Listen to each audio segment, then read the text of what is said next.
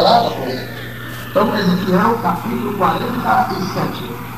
Abra a Bíblia, livro de Ezequiel 47, versículo de 1 a 5.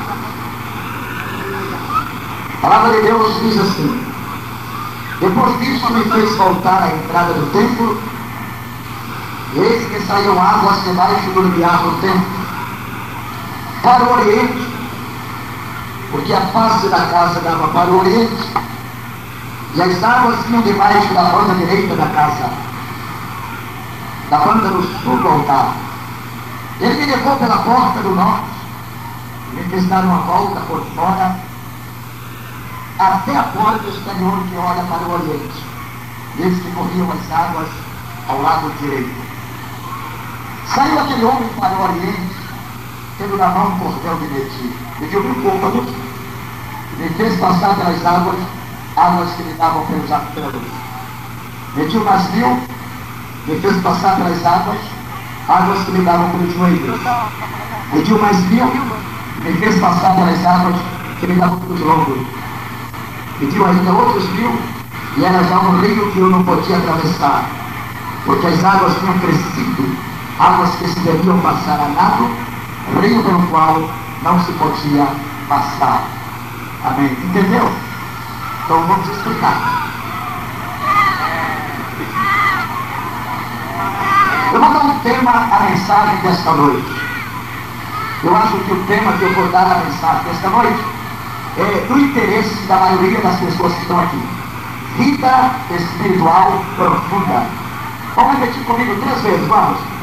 Vida espiritual profunda. Nem ensaiamos. Segunda vez. Vida espiritual profunda. Terceira e última vez. Vida espiritual profunda. Deus tem interesse que assim seja com a minha vida cristã. Há pessoas que ficam muito flutuantes na igreja. Os anos avançam e essas pessoas não amadurecem espiritualmente. São anãs espirituais.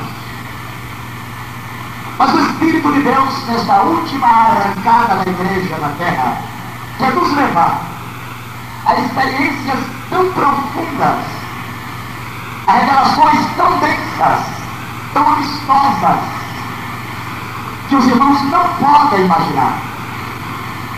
Há um interesse primo na vontade de Deus Pai. Deus quer que sejamos mais espirituais do que somos. Quer ou não quer?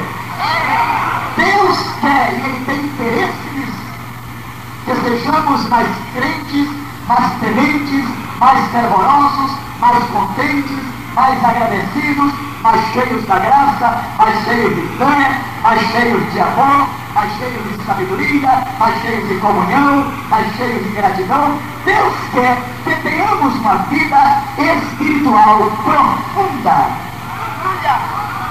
Deus não tem interesse que nosso cristianismo, senhores e senhoras, seja um cristianismo da superfície. Não, há um interesse de Deus mais amplo, há uma visão de Deus mais notável, há uma realidade prática mais refletida nas profecias bíblicas para o tempo do fim. O Espírito de Deus, segundo as profecias do Velho e do Novo Testamento, no tempo do fim, seria derramado sobre o povo de Deus em profusão densas. Haveria um povo na terra tão cheio do Espírito Santo que trazia espanto às demais pessoas ao olhar para eles. E eu tenho certeza que Deus nos escolheu para que dentre os povos que habitam sobre a terra venhamos a construir esta vida, ou pelo menos objetivar esta vida espiritual profunda. O que é que o Espírito de Deus quer comunicar ao meu espírito? O Espírito de Deus quer comunicar ao meu espírito que Ele quer me levar às águas profundas da comunhão com o Pai. O Espírito de Deus quer levar ao meu espírito as revelações amistosas, singulares e cordiais do Pai para comigo. Deus quer devotar a minha pessoa uma comunhão que eu tenho e me conhece a que você tem. Ele vai te anunciar coisas grandes e firmes que tu não sabes ainda esta noite. Aleluia! E vamos crer nas revelações de Deus esta noite. Vamos à mensagem propriamente dita. A visão que Deus dera ao profeta Ezequiel, cognominado de profeta do reino, ela tem um alcance duplo na sua interpretação. Primeiro, o primeiro sentido desta visão de Ezequiel é escatológica.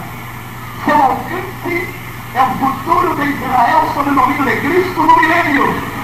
E o segundo alcance é simbólico. Pode ser aplicado à igreja, visto que o rio que saía do templo representa a produtividade e a operação do Espírito de Deus na igreja nos dias finais.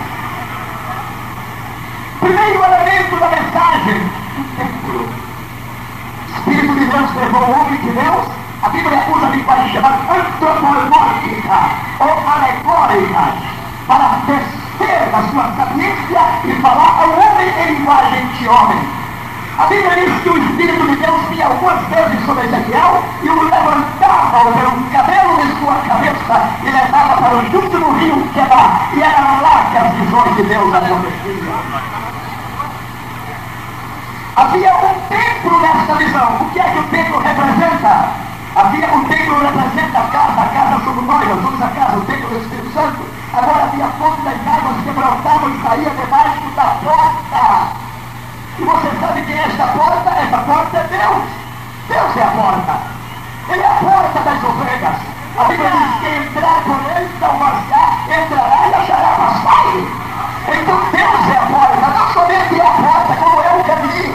Não somente é o caminho, como ele também é a verdade.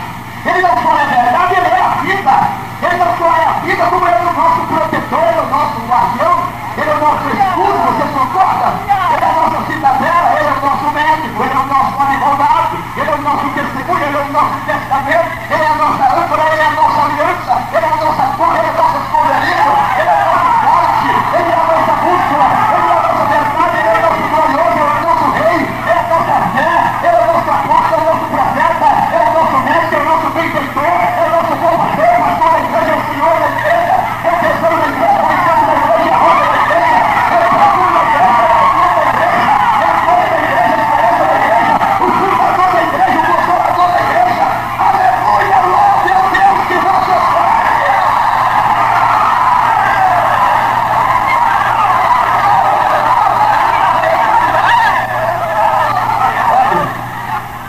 Vai acontecer hoje à noite aqui. Se previna, vocês que estão acostumados com isso, mas eu quero também prevenir. Não é porque eu estou aqui, não. Não existe homem importante nem especiais. Há um Deus importante e um Deus especial. Agora, homem não é importante. Deus usa quem ele quer. Lá no mundo que tem essas coisas, lá no mundo quem é maior, quem é mais alto, é mais bonito, é mais liberto, tem olhos azul, tem dinheiro no bolso, vale mais. Aqui na igreja pode ter Joãozinho das pernas tortas, se você e o Espírito Santo.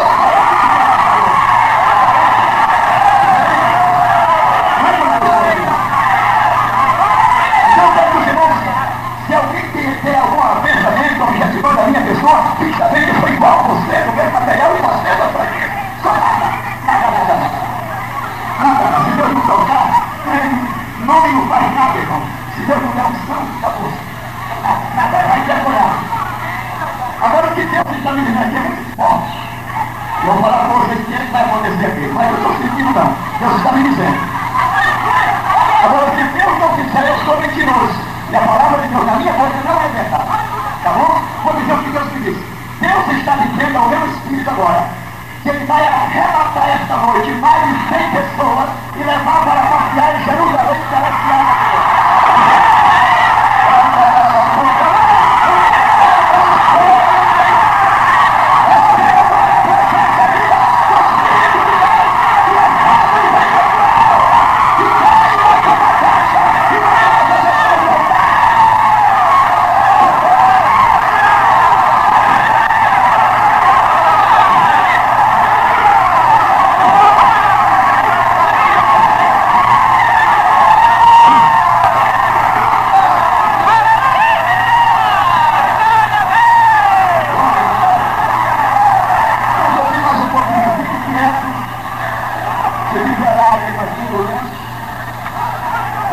tranquilo no que Deus vai fazer.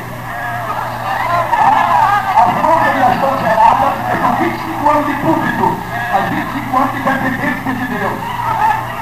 Agora escute, a última noite do congresso do Chile em Camboriú, eu preguei uma mensagem muito interessante. Eu preguei sobre os trabalhadores da última hora e falei de umas 4 horas da Bíblia. Quando foi quase no encerramento daquela mensagem, aí o Espírito de Deus me disse assim: fala uma palavra agora que os pastores estão aqui não vão crer. Eles nunca ouviram isso. Eu disse: então eu vou falar qual é. Aí o Senhor disse assim: prega arrebatamento de sentidos. Já ouviu isso? Somente pessoas espirituais entendem a minha linguagem. Se você for basear na tua letra, na tua teologia, no teu idioma, tu não vais entender. Tu tem que ser espiritual para entender as coisas. Eu não sei, irmão, mas aproximadamente 500 pessoas estão na fita e eu sei, a fita me sentiu. Foram arrebatadas. Houve arrebatamento de sentido literal. Aí tinha uma paralítica do lado, assim, uma paralítica da cadeira de roda, na plataforma, e alguém disse: pastor, tem uma paralítica aqui. Quando a pessoa disse: tem uma paralítica ali, irmão, a alegria que eu estava sentindo parou tudo. Acabou. Gelei. Gelei e é homem. O cidadão certa vez falou para mim que ele nunca pede desculpa e nem perdão de tudo aquilo que ele fala no culto de uma igreja. Eu guardei aquela palavra. E um dia teve que pedir perdão. Eu disse: não se esqueça que você é profeta, mas nunca deixe de ser um homem. Agora, quando a pessoa diz assim: olha, há uma menina na cadeira de roda aqui, o fogo estava caindo sobre quase aproximadamente 70 mil pessoas. E eu parei de treinar e saí devagarinho para entender. Quando eu estou porque as câmeras começou a filmar, várias de câmera, começou a filmar assim. Eu disse: você crê que Jesus se levanta nessa cadeira de roda? Ela disse: eu creio, e começou a chorar. Eu disse: então coloque sua mão na minha mão agora.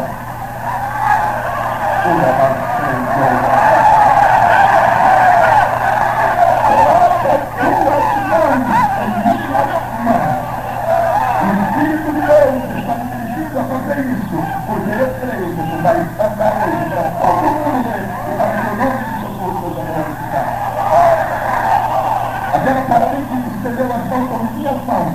Eu segurei na mão dela. E ela levantou com muita dificuldade naquela cadeira de roda.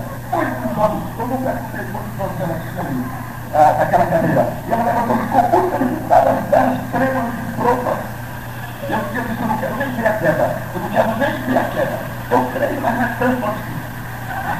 E eu disse: agora é o seguinte, você vai continuar com as mãos seguras aqui. Mas você não, eu vou dar as costas para você.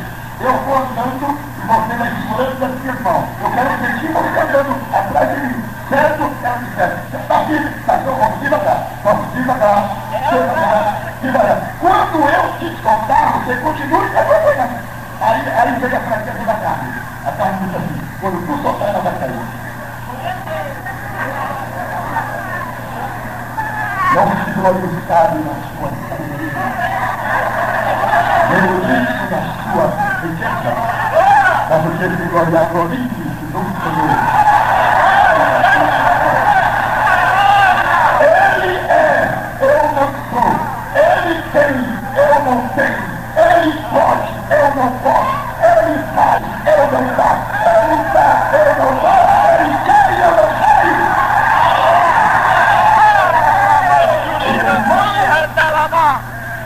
Eu disse: agora eu vou olhar.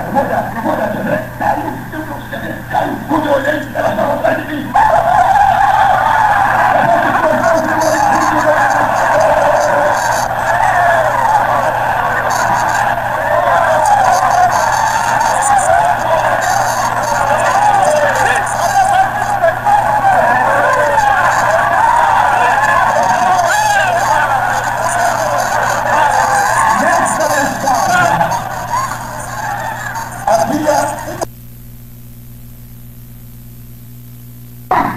Notaram que havia uma fonte na região?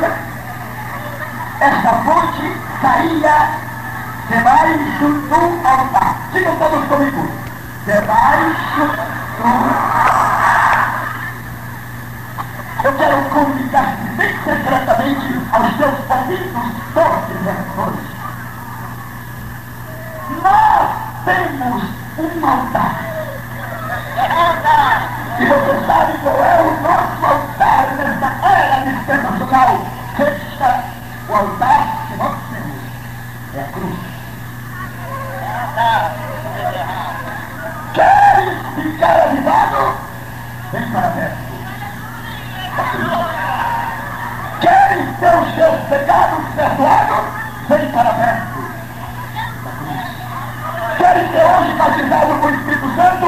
E em nome de Jesus, quem não for batizado com o Espírito Santo vai sair todo mundo hoje falando línguas estranhas aqui pela primeira vez o Senhor está batendo da cruz. Agora olhe para cá, quando Jesus estava na cruz, ele pronunciou 7 frases célebres e proféticas. E quando Jesus morreu, literalmente, houve algumas cenas que eu gostaria de relatar para vocês aqui. Primeiro, quando Jesus morreu, expirou, ele disse: Pai, tudo está consumado. E a palavra consumado significa literalmente pago, quitado, pronto. Está pronto. Em tuas mãos entrega o meu espírito e inclinou a cabeça. Eu não sei se para a direita, para a esquerda, para a frente ou para a retaguarda. Inclinou a cabeça. E o Pai recebeu a Jesus. Agora, escute só uma coisa. Quando Jesus morreu, houve fenômenos tremendos que aconteceram na terra. Primeiro, o sol estava vivo quando Jesus morreu. E na hora que ele expirou, o sol disse assim: a morte dele é muito forte. Eu vou me esconder. Aí ele escondeu. A terra contemplou a morte de Jesus e certamente disse, e eu faço uma analogia muito categórica, que a terra diz assim: a morte dele é forte demais, eu não aguento presenciar. E a Bíblia diz que a terra tremia. Outra cena tremenda com a morte de Jesus foi que as sepulturas se abriram e os mortos ressurgiram e as pedras cederam, mas os maiores sinais não foram esses, e nem aquele que o centurião bateu no peito. O maior sinal da morte de Jesus, eu vou partilhar com você agora nesse instante. Foi justamente na hora quando a Bíblia nos ensina e o véu do santuário. Vou repetir, a Bíblia diz, e o véu do santuário. O santuário foi aquele templo que levou 46 anos para ser edificado. E a Bíblia diz, e o véu do santuário rasgou-se de...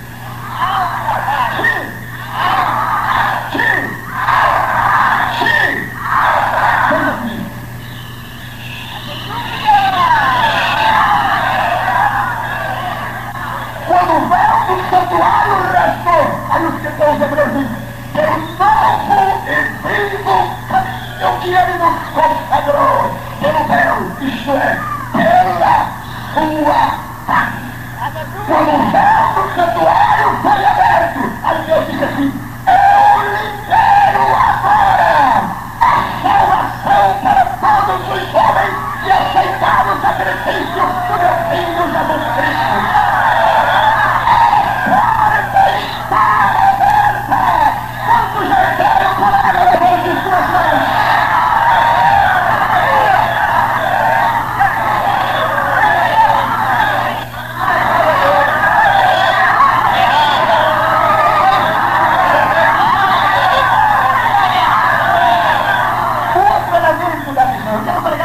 Depois eu vou soltar vocês. Vamos engordar primeiro da alma. Vamos engordar. Depois ele solta vocês à vontade. Vamos engordar a alma. Presta atenção. Não faço questão de vocês, está muito barulho agora. Presta atenção. O outro elemento da mensagem era o homem que media. Essa pessoa não tinha um templo, tinha uma roda, tinha uma fonte, tinha um altar e tinha um homem que media com uma câmera. Agora que eu vou entrar na mensagem. O homem que media, eu analiso ele agora à luz da Bíblia.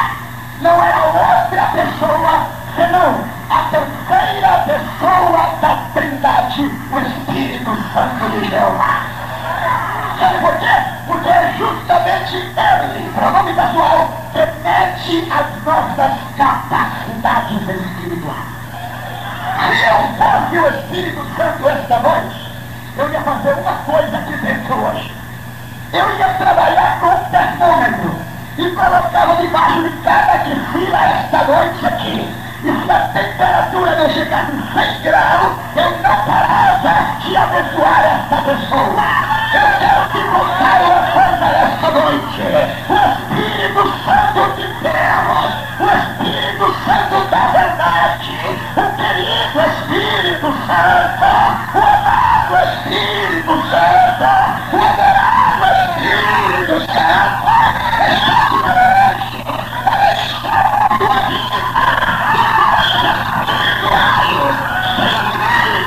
está aqui vida espiritual profunda. Qual seria a beleza mais flutuante de um cristão da terra? Se aqui fosse uma casa de show, se aqui fosse um teatro, as pessoas iriam admirar as lentejolas das roupas das mulheres. Ao Berlene, ao Argonal, a cavalinha alemã. Mas como aqui não é casa de show, aqui é casa de Deus, a beleza que eu quero ver esta noite aqui é a sua vida.